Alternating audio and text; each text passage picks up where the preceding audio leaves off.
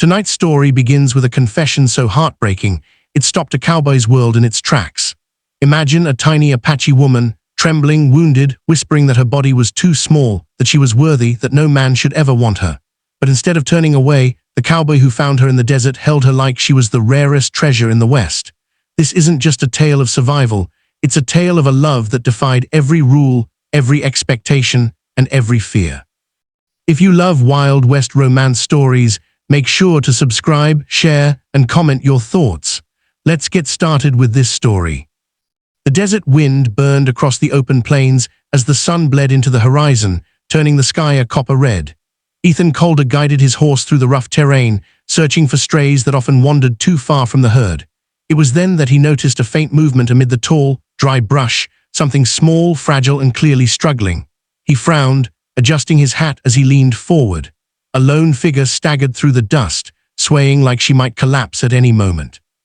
Instinct told him danger often wore harmless disguises, but something in her trembling steps pulled him closer. Ethan slowed his horse and approached carefully, keeping his movements steady so he wouldn't frighten her. As he neared, he realized the figure was a young Apache woman, tiny in stature, barely more than a shadow against the dying light. Her braids were loose, skirts torn, and her leg dragged in a way that made his chest tighten. When she heard the horse's hooves, she turned with fear flashing in her dark eyes, like a doe cornered by wolves. Ethan lifted his hands in peace, his voice low and calm as he asked if she could hear him. She didn't respond at first. Her breaths came shallow, fast, as though she'd been running for miles. Ethan dismounted and stood a respectful distance away, studying her more closely. Her leg was badly wounded, not by accident, but by something violent, maybe a fall, maybe a chase. She hugged herself, trying to stay upright, but her knees buckled. Ethan lunged forward just in time to catch her before she hit the ground. She flinched instantly, her body trembling, but she didn't pull away. That was when he realized she had no strength left even to resist. He lifted her gently, surprised by how feather-light she was, like he held a child rather than a grown woman. She whispered something faint and fragile, but the wind swallowed her words. Ethan placed her carefully across his horse and mounted behind her, holding her steady. Her head rested weakly against his chest, and he could feel her shaking with exhaustion. He didn't know who she was or what danger followed her, but he knew one thing: leaving her in the desert meant death. And Ethan Calder was no man to walk away from someone who needed saving. By the time they reached his secluded cabin by the river, she had nearly slipped into unconsciousness. Ethan carried her inside, wiping sweat and dust from her face before tending to the wound on her leg. When she finally opened her eyes, they were filled with uncertainty, suspicion, and something close to shame. He offered water, speaking softly, telling her she was safe. After a long silence, she whispered her name, Naira. It floated from her lips like something delicate, almost afraid to exist. He repeated it gently, wanting her to know he took it seriously. Naira watched him warily as he cleaned her wound. She tried to pull away but had no strength. Her breath hitched every time his hand brushed her skin, not from pain, but from the unfamiliarity of being tended to with care. Eventually she whispered that he shouldn't help her. "It is improper among my people," she murmured. Ethan simply replied that survival didn't care much for rules. She fell silent, her lashes lowering as though she feared she had offended him, but Ethan wasn't offended. If anything, her attempts at protecting her traditions, despite her suffering, only deepened his respect. When she could finally eat, Ethan noticed she held the spoon like someone who had learned to ration every bite. She kept glancing at the door, as though expecting someone to burst in. Ethan asked gently what she was running from, and she froze. Her breath trembled, and she looked into the fire instead of at him. After a long, painful pause, she confessed she was escaping a forced marriage. Her tribe demanded she wed a warrior much older than her, one who claimed she was too small to bear strong children, but useful enough to control. The words nearly crumbled her voice. Ethan didn't interrupt. He let her speak until her pain spilled freely. She said they called her weak, unfit for motherhood, too fragile to be a wife of value.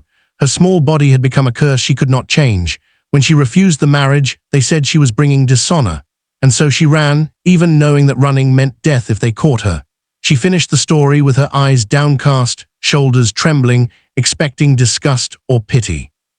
Instead, Ethan felt something hot and fierce rise in him, protectiveness like he'd never known. He told her gently that worth wasn't measured by her size or by the children she might bear. His voice softened as he reminded her she had crossed a desert alone on a wounded leg, something only a strong person could do. Naira blinked, startled, as though no one had ever told her she was strong. She whispered again that she was not breeding material, repeating the words her tribe had carved into her heart. Ethan leaned closer, his tone steady and certain, telling her those words were lies meant to control her, not truths about who she was. Her eyes glistened with a mixture of confusion and hope, warring inside her like two sides of a storm. He helped her lie down to rest, insisting she needed strength more than explanations. For a while she simply watched him as he prepared the cabin for the night, studying him with a tenderness she didn't realize she showed. Something about him, his steady hands, the gentleness woven into his rough exterior, pulled at her heart in ways she didn't understand. She whispered thank you before sleep took her, the words soft as falling snow. Ethan lay awake long after she drifted to sleep, staring at the ceiling and listening to her shallow breathing. He had found many wounded animals in the wild, broken horses, dying calves, but this was different. Naira wasn't an animal in need of rescue. She was a woman who had been made to believe she was unworthy of belonging, and that thought unsettled Ethan more than he wanted to admit. In the quiet of the cabin, he knew her arrival had changed something in him, something he wasn't ready to confront yet, but something he could no longer ignore. Morning light filtered through the cabin window, painting soft gold across the wooden floorboards. Naira stirred, blinking as warmth replaced the numb fear she had slept with for years. She sat up slowly, her legs still aching but no longer throbbing with unbearable pain. Ethan was outside chopping firewood, his movements steady and powerful. For a moment she simply watched him through the open door, a deep ache stirring in her chest. A man like that could have walked past her, left her to the desert, never looked back. Yet here he was treating her with a kindness she had never known. When he stepped inside, brushing dust from his hands, Naira straightened nervously. Ethan gave her a gentle nod. "Morning, how's the leg?" She answered softly that it hurt less than before, though she still could not walk far. He offered her support should she need to stand, but she shook her head shyly, insisting she try on her own. When she attempted to put weight on the injured limb, her knees buckled, and Ethan caught her instantly, his arm firm around her waist. Their eyes met, breath lingering between them, and her heart thudded so loud she feared he might hear it. She stepped back quickly, flustered, and murmured her thanks. Ethan didn't push her, didn't joke, didn't let the moment turn into something uncomfortable. Instead, he simply told her she wasn't ready to walk yet. Naira wanted to argue, but deep down she knew he was right. While she rested, Ethan prepared breakfast, moving with an ease that suggested he was used to solitude. She watched the way he handled each task with precision, the way his expression softened only when he looked at her. It was new, unfamiliar, being seen not as a burden, but as a human being with value. After they ate, Naira helped him with small tasks she could manage seated, sorting dried herbs, mending a torn cloth, and grinding corn. She felt lighter with each passing hour, as though pieces of her spirit long shattered were slowly finding shape again. Ethan listened quietly when she spoke, whether she mentioned her childhood memories or the stories her mother used to whisper under the moonlit sky. He never criticized, never dismissed her fears, never made her feel small. And that, more than anything, terrified her. Because the more she felt safe with him, the more she feared losing it. By mid-afternoon, they heard thunder in the distance, not from the sky, but from approaching horses. Naira's face paled instantly. Ethan's hand went to his rifle, jaw tightening. She shook her head, her voice trembling as she whispered that her tribesmen must have tracked her trail. She had hoped to rest one more day before deciding her future, but fate had come knocking earlier than she expected. Ethan stood in front of her, his body instinctively shielding hers, but Naira knew he could not stand alone against several warriors. She gripped his sleeve, pleading softly that he let her try to talk to them. Ethan wanted to refuse, but one look at her determined eyes told him she had already made her choice. When the riders arrived, they surrounded the cabin, weapons drawn, their expressions cold with betrayal. Naira stepped forward on her injured leg, steadying herself despite the pain. She addressed them in her native tongue, her voice both frightened and fierce. She told them she refused to return to a life without freedom, refused to be bound to a future defined by others. Her words were met with anger, disbelief, and threats. The warriors insisted she had dishonored her people. They warned her that choosing exile meant she was no longer recognized among them. Naira's hands shook, but her voice did not falter. She told them she would rather live one day in freedom than a lifetime caged by expectations she could never fulfill. The leader glared at Ethan, accusing him of influencing her. Ethan remained still, refusing to rise to the provocation. Naira defended him, saying he showed her respect she had never known. After a long, tense silence, the warriors turned and left, their decision clear. She was exiled. When they disappeared over the ridge, Naira felt her strength drain and she fell to her knees. Ethan rushed to her, catching her before she hit the ground. She trembled not from fear, but from the weight of what she had lost, her home, her tribe, her family. Tears streamed down her cheeks, silent and raw. Ethan held her close, his arms offering a shelter she never expected to find. She whispered that she had nowhere to go, nothing to offer, no future left. Ethan tilted her chin gently, forcing her to meet his eyes. He told her she still had choices, still had courage, still had a heart stronger than anyone had ever recognized. He said she wasn't alone anymore, not unless she wished to be. Naira's breath caught, and she asked in a trembling voice what he saw in someone like her, someone small, fragile, and carved by others as worthless.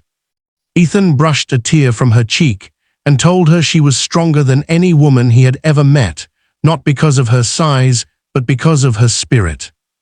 She had survived where many would have perished. She had spoken against her entire tribe while wounded. She had chosen freedom over comfort, truth over fear. Slowly, Naira's hands rose to his chest, feeling the steady beat beneath her palms. She asked him quietly if he truly meant it, if he truly believed she was enough just as she was.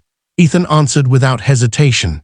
He told her she was more than enough, that he didn't care about children or lineage or expectations imposed by others. He wanted her, her laughter, her strength, her gentleness, her presence. Her lips parted in astonishment, and her eyes filled again, but this time not from despair.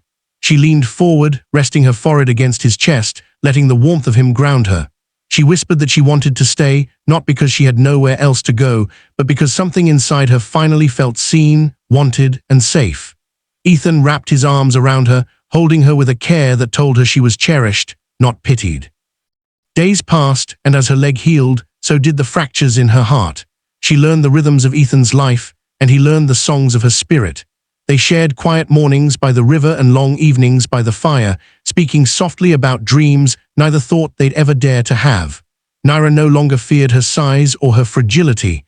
Ethan treated her as though every part of her mattered, and she began to believe it. One night, beneath a sky lit by stars dancing like sparks from a divine flame, Naira quietly told Ethan she chose him, not out of desperation, but out of love. Ethan's breath caught, and he pulled her gently into his arms. In that embrace, her wounds, visible and invisible, found their home, not in a tribe that measured worth by the ability to bear children, but in a heart that measured worth by courage, tenderness, and truth. The wild frontier was harsh, but together they were stronger. This was not the life Naira had been expected to live. It was the life she chose, hand in hand with the cowboy who saw her not as too small, not as unworthy, but as perfect in every way that mattered.